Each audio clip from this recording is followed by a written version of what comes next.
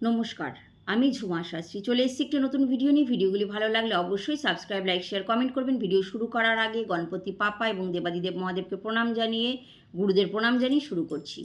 আজকে বলবো সূর্যগ্রহণ সম্পর্কেই কিছু তথ্য আপনাদের সামনে তুলে ধরব।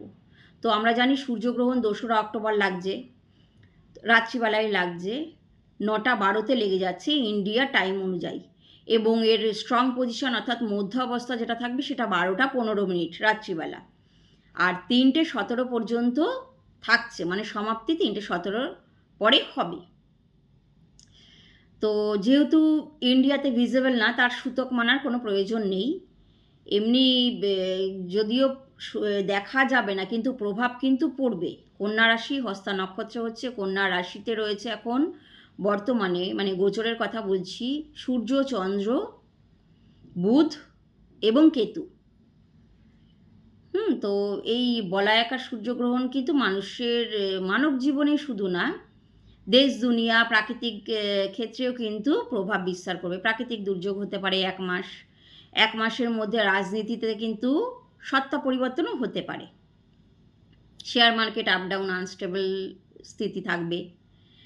তো মানুষদেরও সমস্যা কম বেশি থাকবে। তার মধ্যে ভালো ফল দেবে হচ্ছে মেষ, কর্কট, বৃশ্চিক এবং ধনু, এদের জন্য শুভ।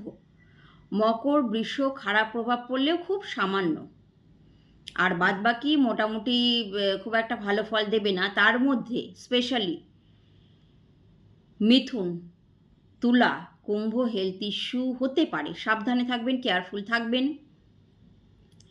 প্রেগনেন্ট মহিলা যারা, তারা 9টার মধ্যেই সেদিনকে খাবার কমপ্লিট করে নেবেন। ডিনার আপনাদের 9টার মধ্যেই কমপ্লিট করে নেবেন।